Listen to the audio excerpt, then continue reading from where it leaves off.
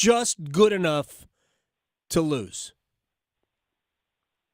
Yeah, and that's just the nature of the business, especially when you let those guys who, and again, like I probably see Dak, as the 8 to 9 best quarterback in the NFL, and when you let the 8th to 9th best quarterback in the NFL hit free agency to where, again, all these teams we just talked about that missed out on the Justin Fields and Mac Jones, but they have a chance to go get a guy who has won a ton of regular season games and their teams haven't. It's like, okay, we got, hundreds of millions of dollars of cap space. We're bad. Why wouldn't we just give this guy $75 million a year and hopefully he brings his regular season success to us? We can, that's the nature of what we've gotten to. And the biggest nightmare for NFL front offices around the team is having a top 10 quarterback reach free agency. That's why you just never see it happen. You never see, the 2 franchise tags. It happens with Kirk Cousins and Dak, and they have a lot of leverage in these contract talks now because of that. Dak put a no trade clause in his contract. He put you can't use a franchise tag on me in this contract because of the way the negotiations went the first time.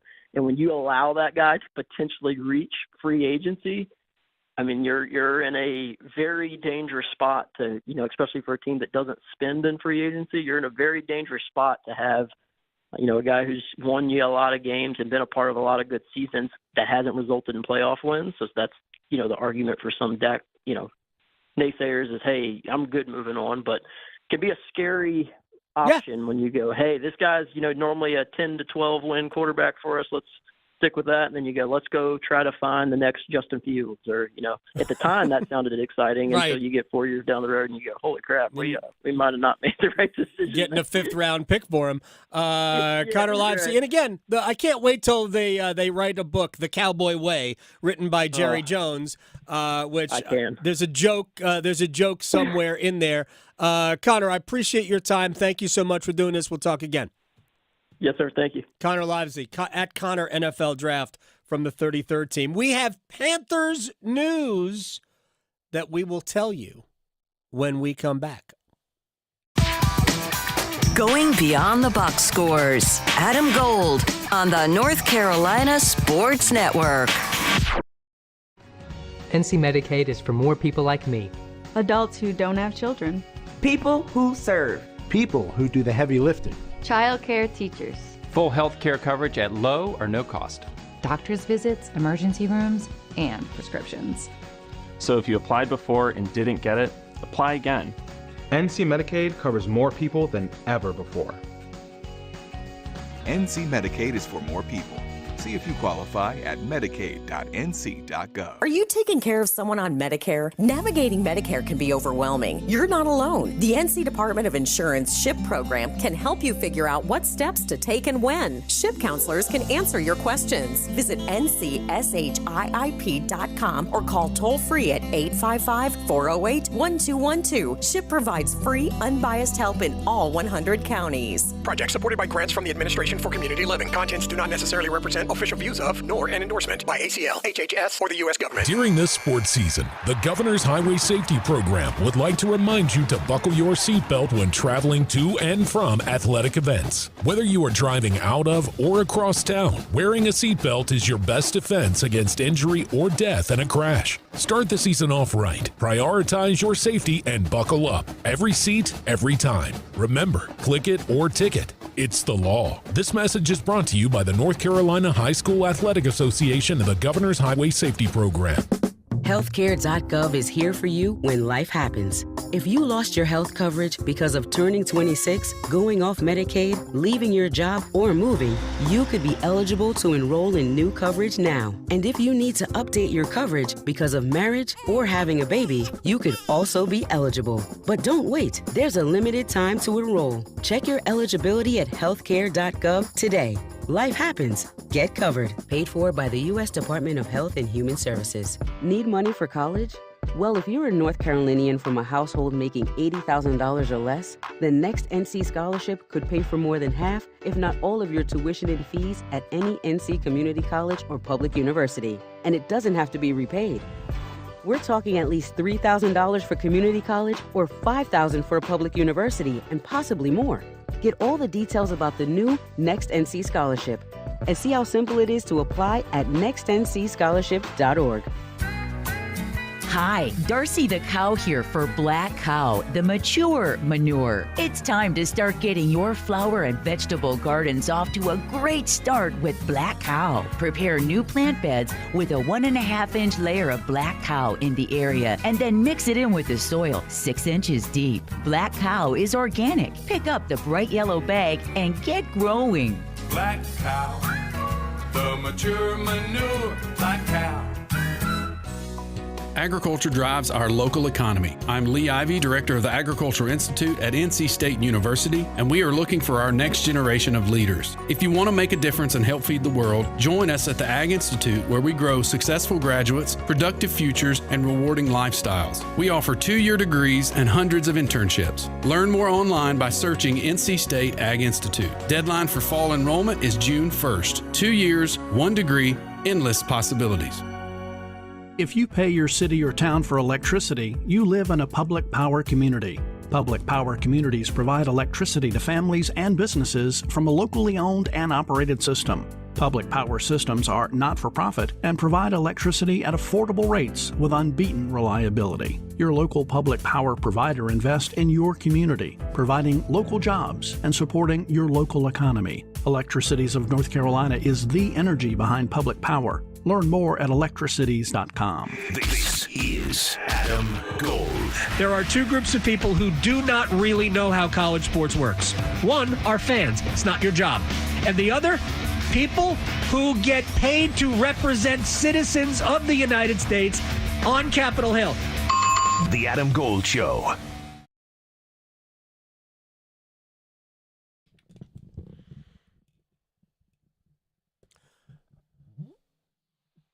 It's the Adam Gold Show. I'm Adam Gold. We're going to rewind it a little bit. Promised you Panthers news. Should we do that? Should we do a little breaking Panthers news? After what Nicole Tepper said, I guess we can. Nicole Tepper? Yeah. You weren't here for that. I missed that one. Crap. What did she have to say?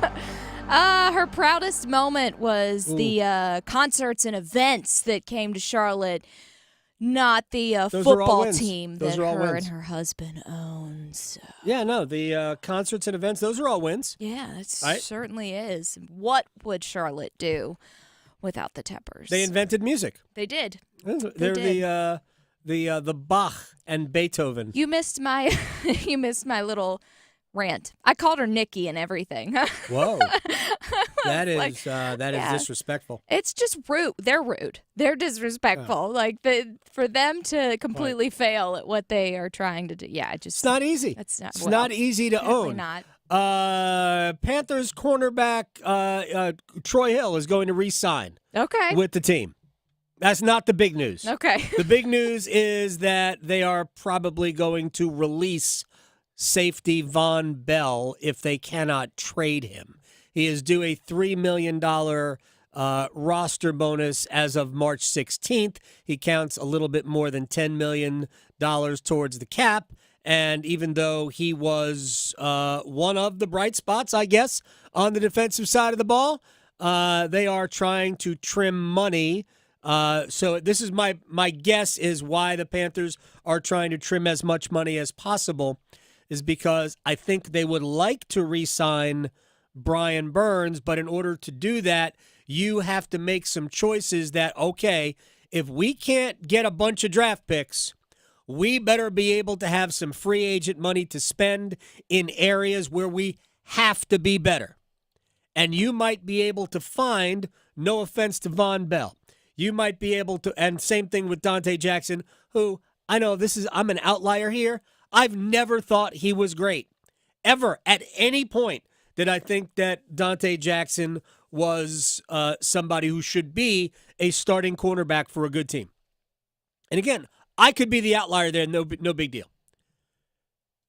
But if you're going to rebuild in any other way than the draft, you got to have free agent money. And the Panthers, I think, are trying to get as much of that as possible while still being able to pay Brian Burns. My own feeling is that they should trade him, and it doesn't look like the relationship is great, and Burns is certainly not going to stay on a team-friendly deal. At this point, it looks like the relationship is already irreparable, and the only way he's going to stay and be happy about it is if you pay him. Yeah. Because I'm sure there are other teams out there that would pay him. I would not be one of them. But that's fine. Again, most of the people we talk with, I'm the outlier. All right. I am. I'm the outlier. And right now, they're not getting what they would have gotten last year.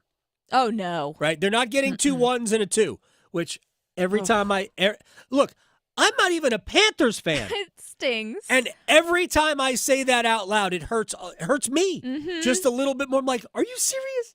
We did that? I mean, that is like top 5 NFL quarterback money. I know. Or draft return. Like you said, you would fire Scott again. Bring him back. I'd fire Nicky. Yeah, I know. Nicky's gone. I would call Scott Nicky and then fire him. Teps are out. Holy mackerel. Anyway, so the Panthers are going to move on from Von Bell. They're going to try and trade him. This is according to Tom Pelissero of NFL Network. So there you go on that. And other than that, there's not a ton to report other than I mentioned this before. This is sort of in relation to Brian Burns. So Burns is one of the best, let's call him a top 10 NFL edge rusher. I don't know that he's a top 10. Certainly coming off of the last year, he isn't. But, maybe in terms of potential, he is. Whatever. We don't have to debate that. Part of the reason I would move on from him is because I know it seems like you can't, but apparently you can find players of that ilk. So the Jets had a player named Bryce Huff last year. He was an undrafted free agent, was awesome for the Jets. Granted, their defense, as good as Carolina's is, their defense significantly better. But the Jets let him walk out the door because they believe they have a replacement for him who's on a rookie deal. He's on his first contract. And Bryce Huff just got a 3-year, $51.1 million contract from, I think it's the Eagles. Wow. Which is, we're really letting some of these records do a lot of heavy lifting here. The largest contract ever given a non-quarterback undrafted free agent. Wow. Okay, so non-quarterback undrafted free agent, which I guess would be Kurt Warner. I'm just guessing. Yeah. Right? This is the largest contract ever given to somebody who was not drafted and isn't a quarterback. Wow. 3 years, $51 million. I mean, the guy was amazing for the Jets last year. And the Jets were like, yeah, we'll let him go. Because who was the guy they drafted from Florida State? The edge rusher that they believe is just going to step in and be him. And they won't have to pay that guy $51 million over 3 years. So I'm not saying you can find elite edge rushers, but apparently some teams can. Yeah. Some teams can. Sure. Why can't the Panthers be one of those teams?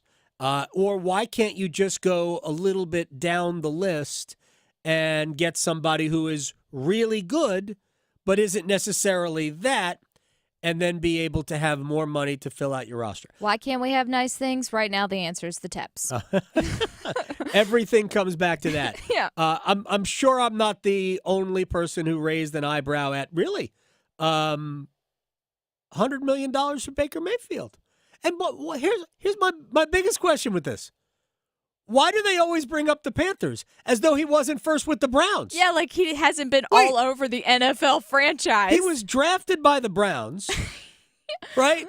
And it's not like the Browns have a great quarterback now. Deshaun Watson isn't all that. So he was drafted by the Browns. Now he signs a contract completely overvalued, I think, with Tampa Bay.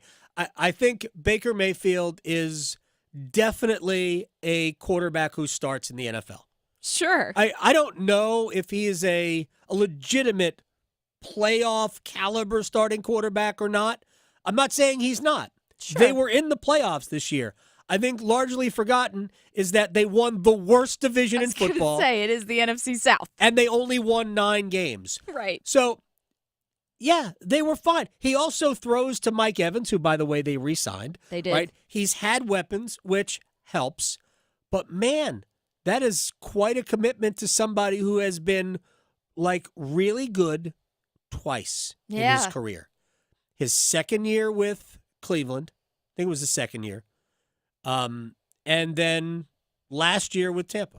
Talk about gambling today. That's it. Right. Exactly. That's what they're gambling on that. I think you've been allowed to wager in Florida. Exactly. They are certainly rolling the dice there. So the whole thing is just kind of weird to me, but there you go. I didn't get that, but again, I am not the expert. Right. All right, let's rewind. Just the whole thing's weird. All right, let's get to our conversation with Jay Billis. And I want to talk, to me, this is about what, like, the best traits of North Carolina. And it's very easy. John Shire sat up there after the game and talked about all of these things are in our control. And I think I agree with him to a point. But I'm not sure that all of what John Shire wanted Duke to do is in their control against North Carolina, because to me, they're a team that does everything that John wanted them to do. They just do it better, and I think that's tough for Duke to compete with. I don't necessarily agree with that. I mean, Carolina got all the loose balls, and that's not a defense thing. And there are a lot of teams that are defense first. Houston is defense first. Right. It's not horribly unusual. It's a little bit unusual for Carolina that you're not talking about their transition game or their offensive rebounding or how powerful they are offensively. They can really score, but it's not like in years past where they had all this lottery talent. They could just, roll up, 80, 90, 100 points in those games, like their 2009 team.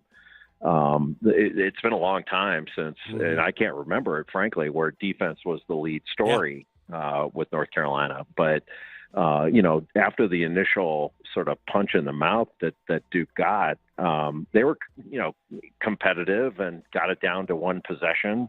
I think it was how they started, and Carolina set the tone, and it was one of physicality, and they were men, and Duke didn't match it. But once they started to match it later on in the game, it is just too big of a hill to climb. And how do you quantify like that shot that Cadeau made? Right.